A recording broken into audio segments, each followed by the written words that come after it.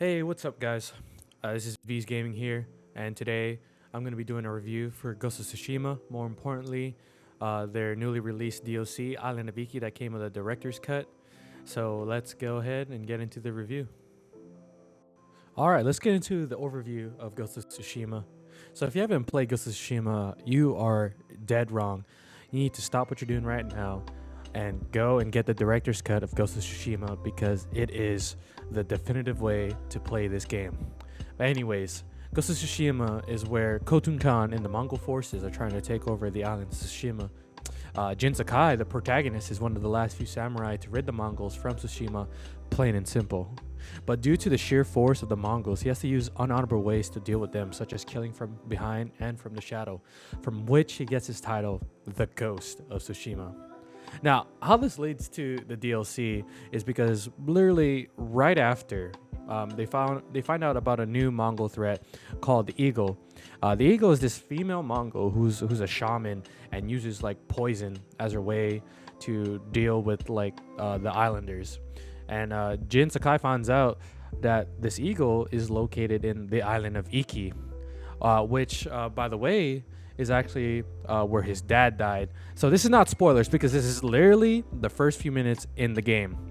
So how his dad died there is that his dad led a campaign with the samurai to go there to try and control that island because it was just filled with raiders and it was just such a lawless place. So, as you know, the island of Iki does not like samurai.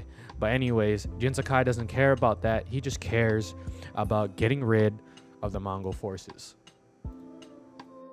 All right, let's get into the graphics of this game. Let me tell you. Again, if you haven't played this game, get it, please. This game is so gorgeous. So very gorgeous. Even when I played this on the PS4, it was such a no, it's not it was. It is a beautiful game. Like the way Sucker Punch pushed the PS4 to its limits to be able to make such a beautiful game like this. This is the standard that the video game industry should always be shooting for. So when we talk about the director's cut, oh man, especially if you get this on the PS5, and I know getting a PS5 is rough right now. Trust me, I know. I got one and I got it for scalper price. But anyways, it is just intensifies. It intensifies the graphics. You can finally play at full 4K, 60 FPS, HDR, all that goodness. Like just the sky, the grass, the trees, how the wind flows and the trees and the grass, they move with the wind. The way how when you walk through the flower beds, Jin Sakai runs his hand through it. Just words cannot express how beautiful this game is. Like you just want to just stand sometimes and just watch the world go on, because that in itself is such an enjoyable experience. Like I have no complaints with the graphics whatsoever. Character models, great. You know, costumes that they made, skins that they made for the characters, great. Like just phenomenal graphics. All right, let's talk about gameplay. All I can say about the gameplay is it's smooth, it's responsive, and it's fun. All right, but let's actually get into detail about this game. So there are two types of ways that you can play this game. All right, there is the frontal approach, where you just go, into any combat situation and you just swing your blade. You just go swinging. And then there is the ghost way, where you be stealthy and all that stuff. Me personally, I was not that great at stealth in this game, so I always chose to just fight it out every single time.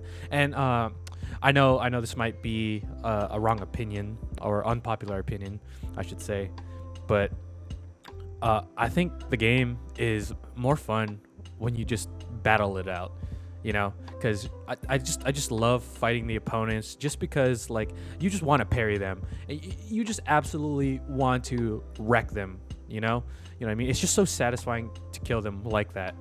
But anyways, let's talk about the new elements that they put into this game. The first one is that they added one new enemy type, right? And that's the shaman type. And so I think it's great that they did add a new enemy type, right? But let me tell you, the shamans are so annoying, like really, really annoying. I hate the fact that like the flow of combat gets like hitched up because you have to go and take these guys out first. And I can already hear it like with some people saying like, oh well that's like how other games do it. You know, they have that one character that you have to beat first. Right. I get that.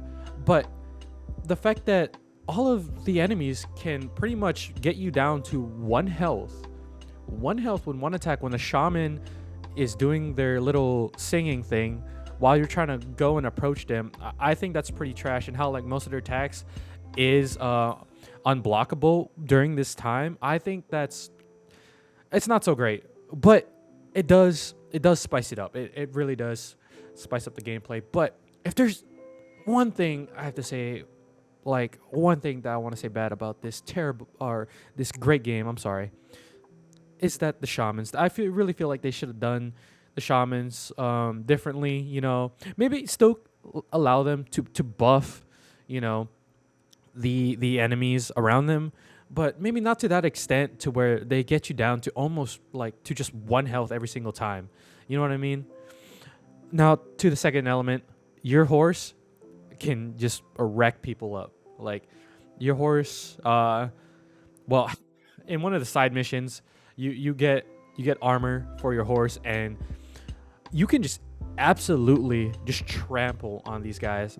And I think this was a pretty good addition, but it can make combat scenarios easier, you know? So what I usually like to do is when I get the horse, I would charge in, you know, and then I would just get off the horse and then start fighting on foot, because if I just rely on the horse the entire time, then that just makes for boring gameplay. But anyways, other than that one thing about the shamans, the gameplay is still great. All right, now let's talk about the audio in this game. First, let's talk about the soundtrack. The soundtrack is, again, I can't say it, like, it is amazing. Like, they absolutely know when to play the right type of music. Somber moments, happy moments, angry moments. They know exactly what type of sound, what type of song they need to put in there to orchestrate what the character is feeling, or how the characters are feeling.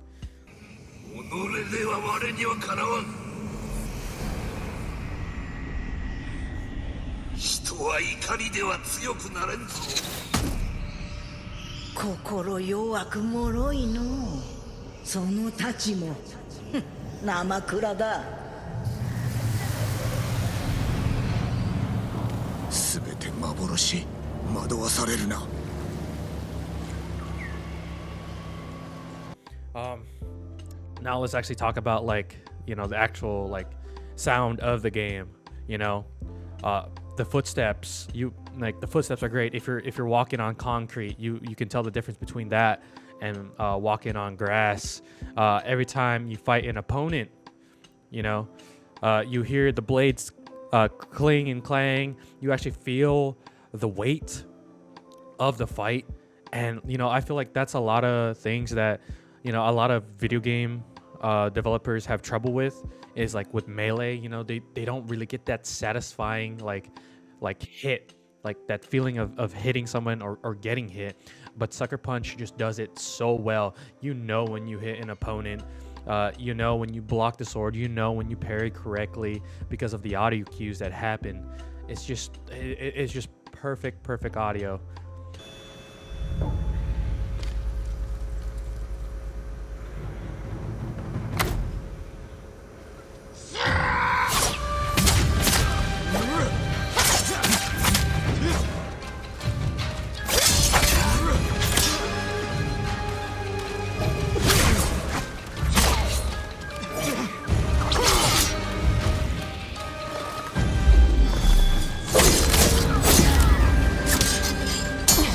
let's talk about the voice acting. Now, me personally, I played this game in the Japanese audio. I honestly think that is the right way to play this game because, see, I watch a lot of anime. I'm an anime watcher, and you just feel way more emotion when you play this game in Japanese than when you do in English. Again, nothing wrong with if you decide to play this English, but I feel that if you want to get the best experience, to feel all of the emotion, that you should play this in Japanese.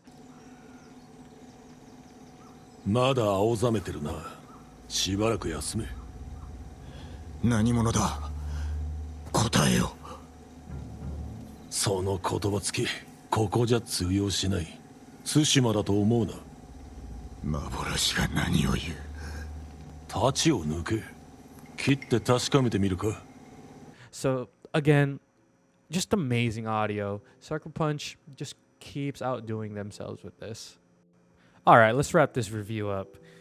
Ghost of Tsushima Director's Cut Island of Iki DLC is a great game with beautiful graphics that everyone should go out and pick up and play, especially if you didn't play it before. This is the time to play this game.